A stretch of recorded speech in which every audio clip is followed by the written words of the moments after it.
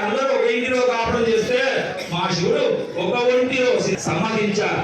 పోనీ కులగోత్రాన్ని ఎవరిని చూస్తారా? అందున కులగోత్రం తెలియదు. అటువంటి వానికి ఎలాగయ్యా అంటే అతడే ఆది దేవుడు, ఇప్పటికీ పర్ణుడైన వాడు.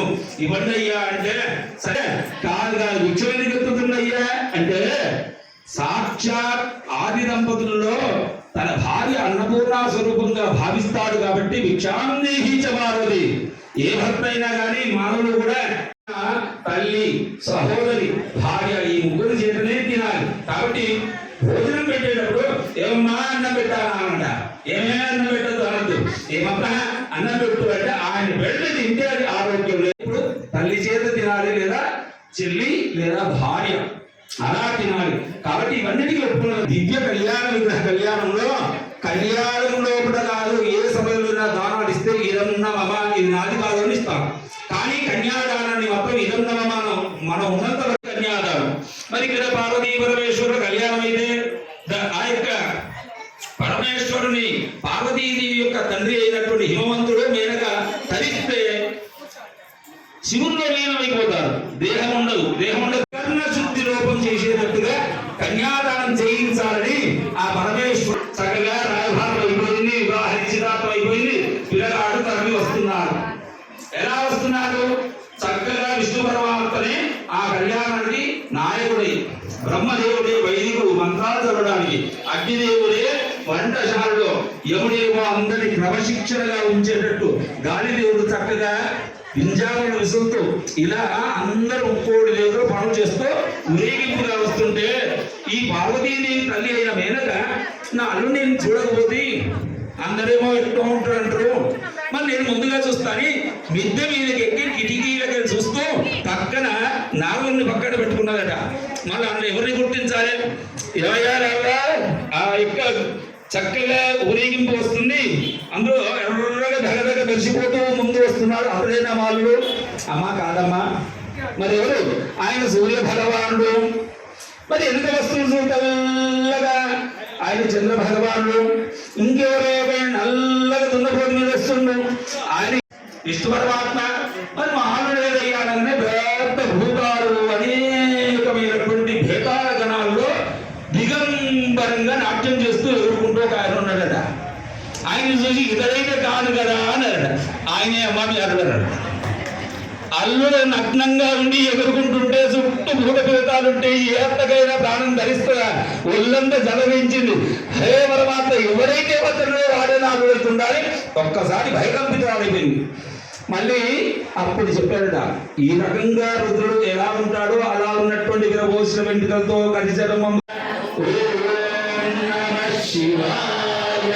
అనుకుంటూ చూడాలి. అప్పుడు చూద్దామని భయంతోనే కొంగు పట్టుకొని కొట్టి చూస్తే అప్పుడు శివుడు కాదుట కైలాసే కమనీయ రత్న ఖచ్చిత కల్పధ్రుములే స్థితం కర్పూర స్ఫటికేందు సుందరతనం కాత్యాయని సేవితం గంగా తుంగ తరంగ రంజిత కృపా సాగరం ఖండం శేషాలంకృత భూషణం. ఇక్కడ మన శివుడున్నంత ఆనందంగా చూసుకోగలిగిన అన్ని ఆటలు పెట్టుకున్నాడు. నాలుగు పాము విషం కక్కే మెడలో ఉంటే పార్వతీదేవి భయపడు, పంతులు గారు భయపడు అని దాన్ని బంగారు ఆభరణంగా చూసుకుని చంద్రమంత్రం దృష్టి కాకుండా పెట్టుకుని నవమన్మయులకు మంగళాకారమైనటువంటి శివుడు చక్కగా కనిపించేసరికి అప్పుడు శివాయ అనుకుంటూ సమ్మతించింది మేనక. అందరూ ఒకసారి నమ పార్వతీ పదే నమ పార్వతీ పదే నమ పార్వతీ పదే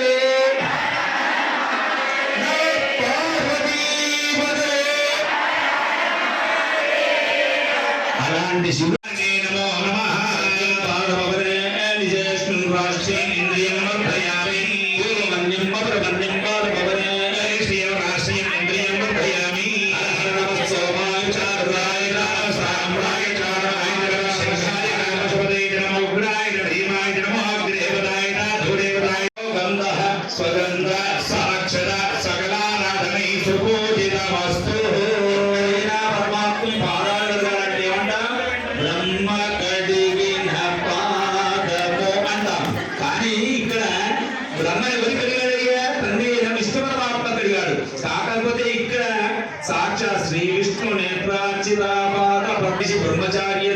నుంచి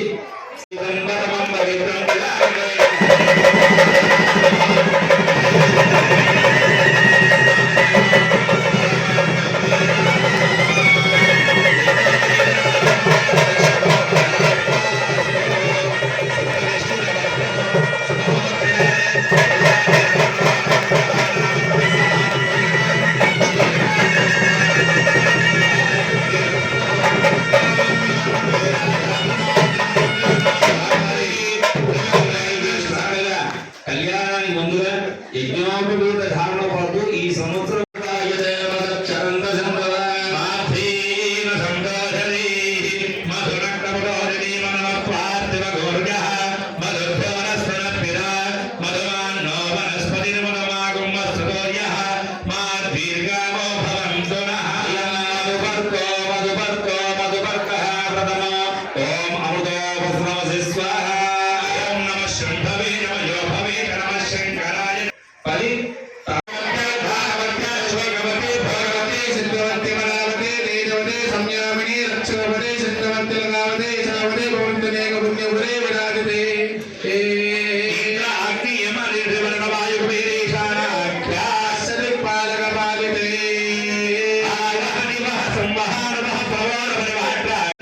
महालक्ष्मी महादेवी महाकाली पार्वती सुप्रजा प्रपरांबिका नित्यवासी योगिनी हिमरूपिणी माणिक्य देवी काद्रवेणी पूर्णिका आख्या अष्टादेवी पीठ समलंकृते यम नियमासन प्राणा प्रत्यध्यान धार योग निष्ठांजलिंगा देलिंगा प्रस्वस्ति नंदी भृगृति वीरक वेद पत्र पुष्पारुण धार वर्णानि चंडेश्वर धारुक रेणुक विकर्ण विजया कर्ण कंठा पंचाशरी वर्ण स्थिति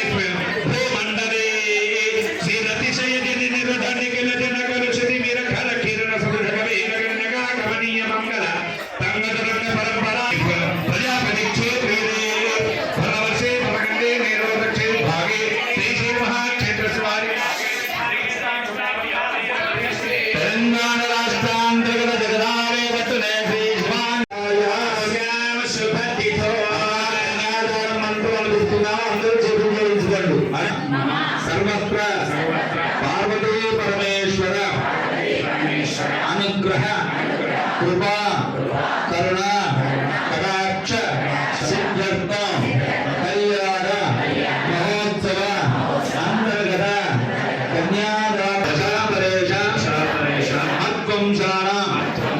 मातृवंशानां शाश्वत शिवलोक नित्य निवास सिद्ध्यर्थम मम जन्म प्रवृत्तिः अस्मिन् क्षण पर्यन्तं ईह जन्मने पूर्व जन्मने जन्म जन्मान्तरेषु च ज्ञानतः अज्ञानतश्च संभावित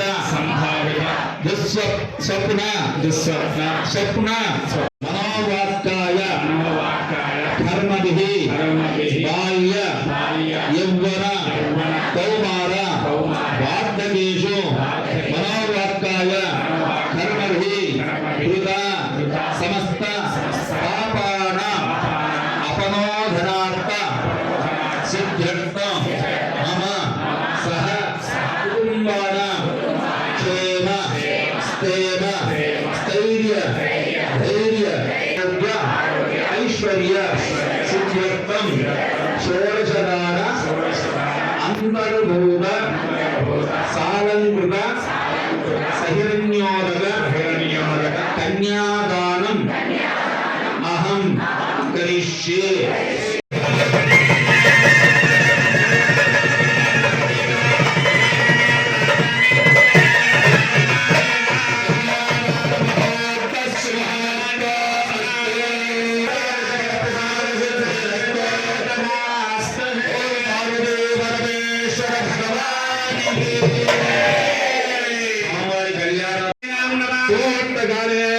लग्नाष्टकानि पठित्वा